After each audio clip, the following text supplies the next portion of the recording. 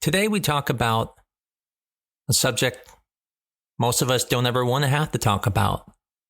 And that is, when do you call it quits? When do you know it's just not going to happen? And when you need to move on? I'm Dr. Mark Amos, and this is Taco About Fertility Tuesday.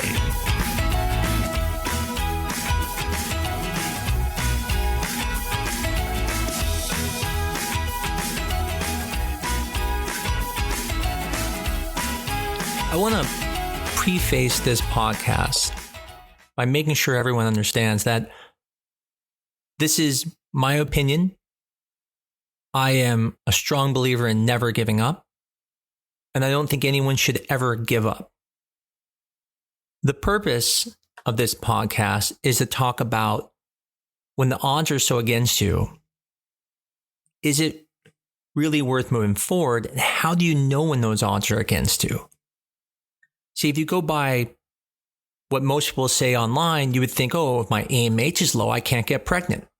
But that's not true. If your FSH is too high, I can't get pregnant. That's also not true.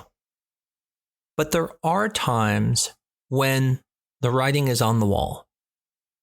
You can see from the IUI cycles or the IVF cycles that the chances are so low that at that point, you're just gambling.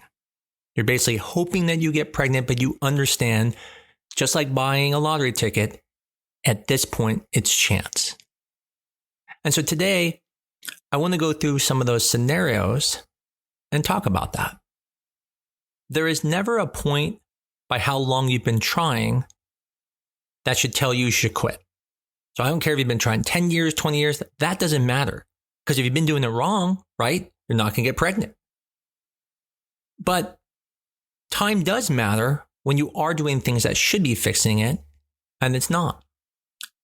And so I get people coming all the time who've been trying for 10, 15 years, and they say to me that, well, they just didn't think it would ever happen, so they didn't try, and then finally they got insurance, and they just said, let's try it. And something very simple, and they got pregnant.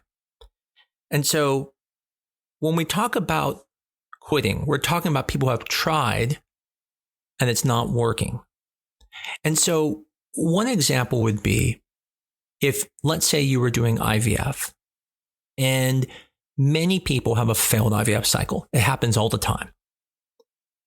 But the question comes up is it worth doing it again? I have this talk with my patients all the time. It's one of the hardest things I do. I have to explain to them why the IVF cycle didn't work. And then I know my recommendation is going to be whether they decide to do this again. And to me, that's a lot of pressure because I know that people have to spend money. I know people have to give their time. And again, all of this purely based off whether I think it's worthwhile doing again. Personally, I am very honest. I'm always going to tell a patient if their chances are good or not. But I also am much more of an optimistic person. I've had many doctors tell some of my patients they should give up where I would have never recommended that. So keep that in mind that I probably do encourage people to try more, but that's because I've been there. Not having a kid was something I didn't want to ever accept. And so I was willing to do anything to get to that point, and I understand that. So one of the things you have to look at is what your potential is and what's happening. Okay? If you are someone who is, let's say, young, and you're making few eggs, well, then you have to remember that you're making fewer eggs. You can't compare yourself to someone else who's young who's not getting pregnant because they make, let's say, 16, 20 eggs. But if you're only making 4 or 5, then in that situation, you have to realize that it would take you 4 cycles to equal that person's IVF cycle. And so that's one of those situations where I would not give up. Because you're getting the eggs, you're getting the embryos. Now, if you weren't getting embryos, which we'll get into in a minute, that may change it. But first, I just want to talk about numbers. So when you're young, and I say anyone under 35, I would consider young. At that point, as long as you're making 4 eggs, even up to 6, you're going to eventually get pregnant. It won't not happen because of number of eggs. Because really all you need is probably 12 at that age, and it can eventually work. But if you, let's say, are 38 and you're only getting, let's say, 2 eggs each time, that's going to become very difficult. Matter of fact, if you are even in your 40s and you're barely getting 4 eggs, it becomes more difficult, but not impossible. Again, I think it's very reasonable to try. I think the main thing you have to think about is that am I at least making the eggs? And then what happens to them? So when we talk about the next stop, what happens to them, that's the thing I always look at most. I don't care if someone makes 2 eggs. I don't care if they make 40 eggs. What I care about is what happened afterwards. Did they all fertilize? Did they all make it to the blastocyst and then they just didn't come back normal? Well, in that situation, that's just bad luck.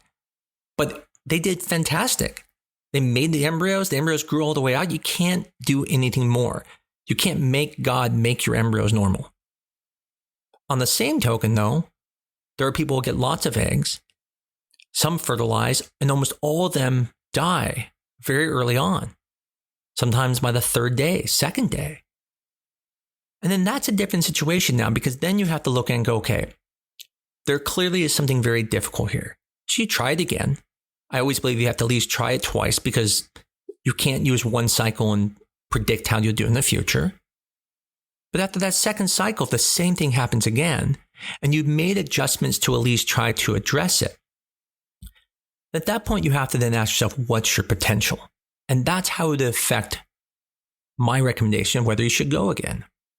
So if, let's say, you are 28 years old and you've gone through 2 IVF cycles, let's say if you got 20, 25 eggs each time, and the situation is you get lots of embryos, but they keep coming back abnormal, well, then at that point, again, that's chance. And that just comes down to, giving another try. But if the embryos aren't doing well, then I would recommend possibly even going to another clinic. Even at my clinic, I'm never against that. I think if I'm not getting you pregnant, there's a point where even I have to say, listen, I don't know what it is about why we're not getting, we have a very good numbers, but maybe your body needs a different system, and I'm not against that. But let's say you do that, and the same thing happens again. So now you're seeing the same pattern at other clinics. At that point, then it comes down to how much energy do you have? Do you have enough energy to keep trying over and over? Or at that point, it's not unreasonable to say, okay, I've done my best. I've tried more than one place. That, yeah, I know it could be done, but now I'm basically gambling. And so that's a situation where I think it's not unreasonable to say, I'm going to stop, or at least do something different, such as donor eggs. Where I usually have this conversation is usually where I have people who are younger, like let's say 21, 22, who only make like 1 or 2 eggs, and everyone's told them they shouldn't try. And I'm actually telling them, no, you should try, because you only need like 2 eggs to get pregnant when you're that young. And so we do have to go through multiple cycles. Now, if we did multiple cycles, and then again, everything kept coming back genetically abnormal, then we get back to the prognosis. We know that she's never going to make more than 1 or 2 eggs. And if everything keeps coming back abnormal after we do testing, then at that point, again, that's a situation where it's not unreasonable to say, okay, even though I'm young enough for this to work, my potential is so low with only 1 egg I can get each month, and I'll have to keep doing this multiple times, and I don't know if I have the energy for that. If you do, fine. If you have the money for it, fine. But most of us don't. Most of us get burnt out. Even my wife and I, when we hit our late 40s and we were thinking about trying again, we really thought about it and said we were so blessed to have 2 pregnancies with all the difficulties that it just didn't make sense to try again. We didn't want to go through the heartache that we know you go through IVF. And so when you're thinking about, should I quit? I think the most important thing, absolute most, is definitely talk to your doctor. And if you don't agree with your doctor, get a second opinion. That's a fantastic option. A second opinion does not mean you have to leave your doctor. That's saying I want someone else's opinion that might have a different perspective. And that's always good. But what you need to look at is, what is your potential? If you're making lots of eggs and you have a high potential, even if something goes bad, you have the opportunity for something to go well. So I don't recommend quitting in those situations. I think it's always worth just trying again, or at least doing something different. But when you make too few eggs, and then on top of that, you're seeing poor egg quality, you're seeing poor embryos, there is a point where you have to ask yourself, am I content? And I can't make that decision for you. Only you can make that decision. But it's never wrong to say, I'm exhausted. I'm done.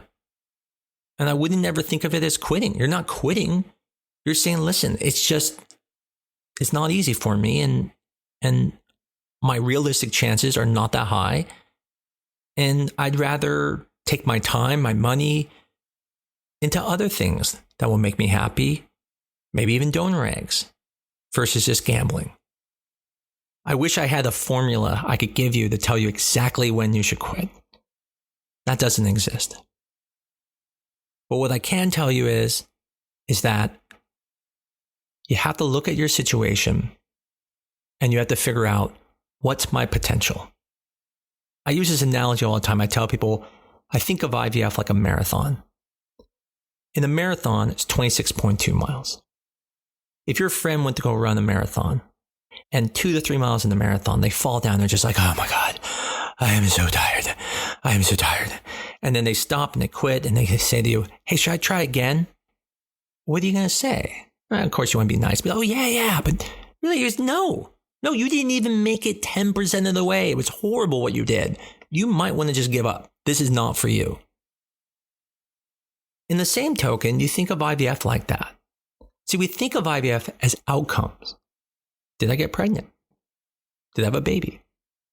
But in reality, people can do amazing and still have bad results. People can do very poorly and have good results. I had people come to me and we only got like 1 or 2 embryos and they got lucky and they got pregnant and they come back and I'm like, okay, let's make all these changes. And they're like, why would we change? Everything worked. I'm like, well, yeah, it worked, but it actually wasn't that good. And then we make changes and things go much better.